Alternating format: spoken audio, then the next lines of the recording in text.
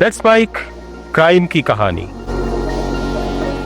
जरायम की दुनिया में दाऊद इब्राहिम वो नाम है ना, जिसकी कहानी अगर मैं आपको रोज ही सुनाऊं, उसके किस्से सुनाऊं, फिर भी वो खत्म नहीं होंगे। कहीं ना कहीं से दाऊद के प्यार से लेकर उसके हैवानियत तक के किस्से निकल ही आएंगे।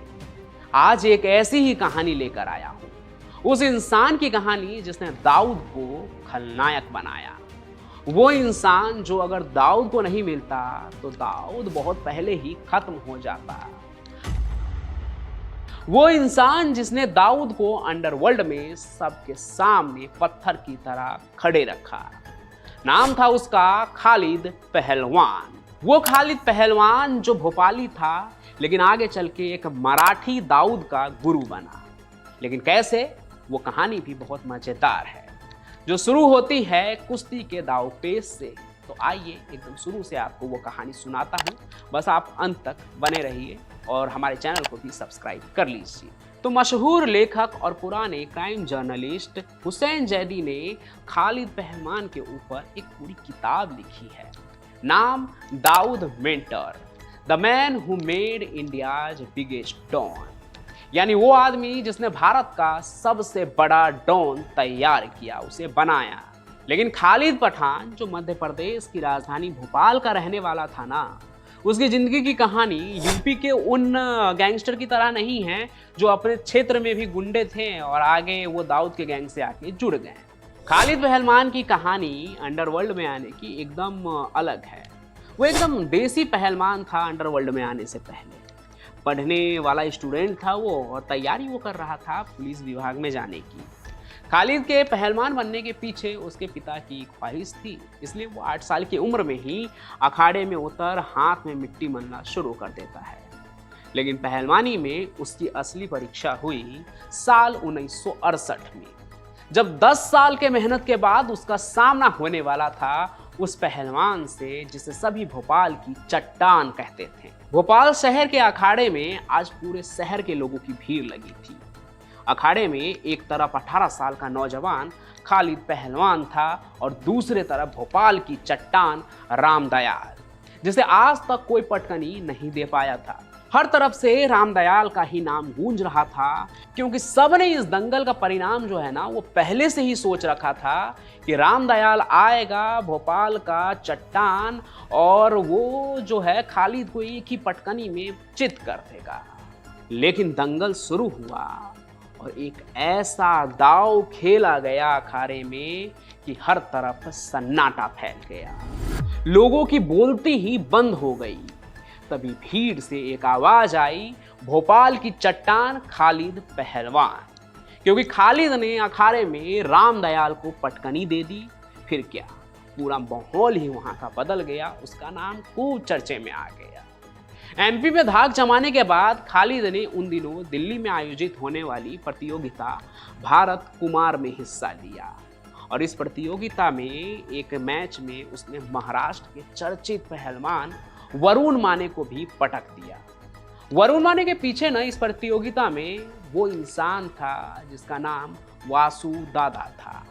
वैसे तो वासु दादा खुद भी पहलवान था, लेकिन उसके अलावा भी मुंबई में उसकी एक अलग धाक थी। वहां वो एक डॉन की तरह था, जिसके नजरों में खालिद पहलवान छा गया कि ये कौन है जिसने उसके पहलवान को इस तरह से पटक दिया। जिसके बाद वासु दादा खालिद से खुश होकर उसे मुंबई चलने की पेशकश दे दी, अपने साथ काम करने की पेशकश दे दी। यूँ तो खालिद उस वक्त अपने ग्रेजुएशन की पढ़ाई कर रहा था, साथ ही उसे पुलिस विभाग में भी भर्ती होना था, उसकी भी तैयारी चल रही थी, वो वक्त भी आने वाला था।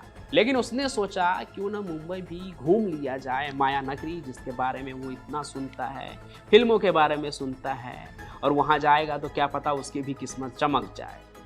तो ये सभी चीज़ सोचकर खालिद जो है वो मुंबई नगरी तो आ गया, लेकिन उसके बाद उस माया जाल से कभी वापस नहीं लौट पाया। जिसके बाद खालिद वासु दादा के साथ मिलकर मुंबई चलाने वाले क्राइम सिंडिकेट में इन्वॉल्व हो गया, लेकिन अब तक उसका दाऊद से कोई कनेक्शन नहीं था। दाऊद से मिलने से पहले तो कहते हैं कि खालिद पहलवान ने एक फिल्म में कैमियो भी किया था, लेकिन इसी बीच खालिद मुंबई के एक बाजार में एक गुट का साथ देने के लिए दूसरे गुट से भिड़ जाता है और विरोधियों को बीच बाजार में मुंबई में पटक पटक के मारता है। इसी लड़ाई के वक्त दाऊद इब्राहिम की नज़र खालिद पहलवान पे गई। खालिद को लड़ाई करता देख दाऊद की नज़र उस पर अटकी ही रह गई। हालांकि उस वक्त तक दाऊद बहुत बड़ा डॉन नहीं था, छोटे मोटे अपराध किया करता था वो बस। लेकिन उसे लगा कि अगर खालिद उसके साथ होगा तो पूरे मुंबई पर वो राज कर सकता है। इसके बाद दाऊद ने खालिद से दोस्ती बढ़ाई ताकि उससे वो उसके जो गुण हैं वो सीख सके। जल्दी उन दोनों के बीच अच्छी दोस्ती भी हो गई। खालिद वासु दादा के साथ रहते हुए ये समझ गया कि अंडरवर्ल्ड में पैसा कहाँ से बनता है, इसलिए उसने दाऊद को जो पहला पाठ पढ़ाया वो ये था कि अंडरवर्ल्ड में नाम बनाना है ना तो उसके लिए पैसा चाहिए और स्मगलिंग के धंधे में तो पैसा ही पैसा है।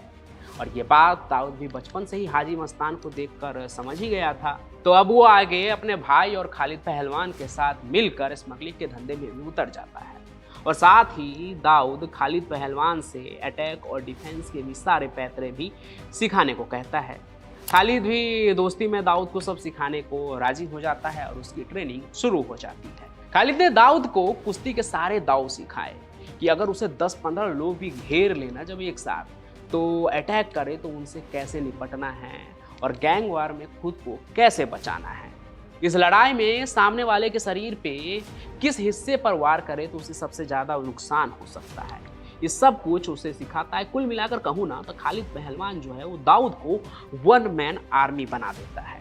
कहते हैं खालिद ने उसे सिखाया था कि कभी भी पहले वार नहीं करना है उसे, लेकिन जब वक्त आए तो ऐसे वार करो कि सभी याद रखें।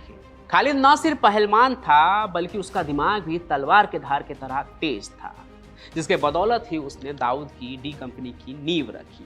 क्योंकि पहले तो दाऊद के साथ काम करने वाले लोगों को लोग दाऊद या अनीस के नाम से ही जानते थे, लेकिन जैसे जैसे उसके जुर्म का बिजनेस बड़ा हुआ और दुबई से सोने की तस्करी शुरू हुई तो खालिद के गाइडेंस में ही दाऊद के डी कंपनी सिंडिकेट को बनाया गया, उसका नाम रखा गया, जो डोंगरी से लेकर दुबई तक और आज पाकिस्तान तक फैला हुआ है।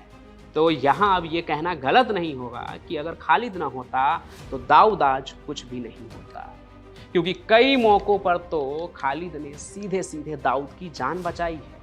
और ये सिर्फ कहने की बात नहीं है, जाते जाते मैं वो वाक़या अभी आपको बता देता हूँ कि कैसे ये हुआ था। 1980 की बात है। दाऊद का ना करीम लाला के पठान गैंग से दुश्मनी चल रहा था। इसी बीच दाऊद पर एक केस भी रजिस्टर होता है अटेम्प्ट टू मर्डर का। इस वजह से उसे नागपाड़ा पुलिस स्टेशन में ना साइन करने के लिए जाना पड़ता था, दाऊद को भी और उसके भाई शब्बीर इब्राहिम को भी। उस वक्त वो भी जिंदा था। ऐसे ही एक दिन ना जब वो साइन करने के लिए पहुंचा और पुलिस स्टेशन से बाहर निकला तो सामने के बिल्डिंग से अमीर ज़्यादा पठान दाऊद पर गोली चला देता है। लेकिन इससे पहले कि वो गोली दाऊद को लगती, खालिद पहलवान ऐन मौके पर दाऊद को धक्का देकर बचा लेता है और वो गोली अपने ऊपर ले लेता है। हालांकि वो गोली उसके कंधे पर लगी थी, इसलिए पहलवान को भी कुछ नहीं होता है।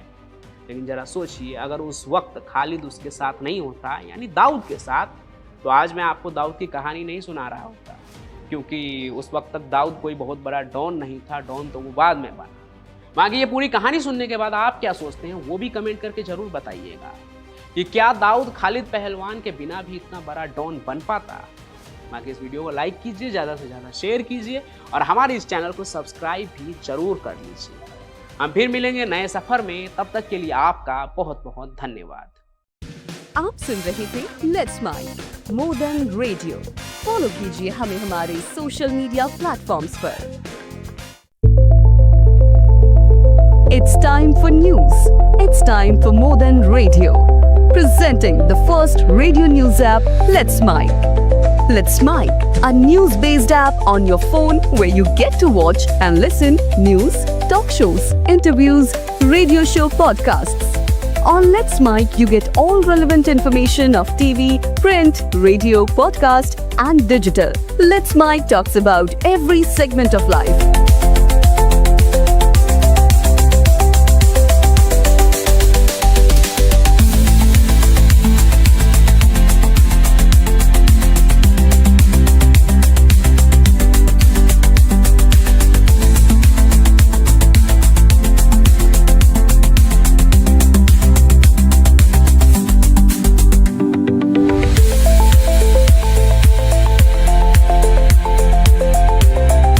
Download the app now from Play Store. Available both on Android and iOS mobile phones. Follow us on YouTube, Instagram, Twitter, LinkedIn, Facebook, Telegram, WhatsApp, Snapchat. Let's talk, let's connect, and let's smile.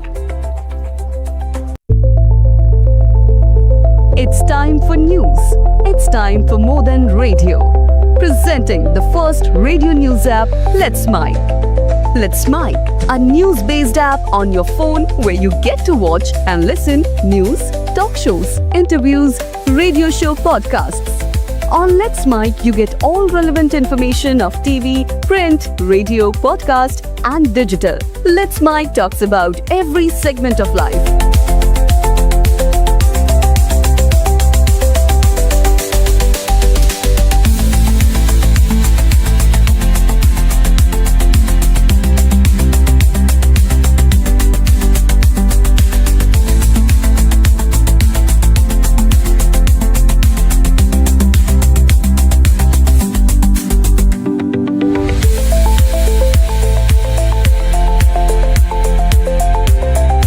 Download the app now from Play Store. Available both on Android and iOS mobile phones. Follow us on YouTube, Instagram, Twitter, LinkedIn, Facebook, Telegram, WhatsApp, Snapchat. Let's talk, let's connect, and let's smile.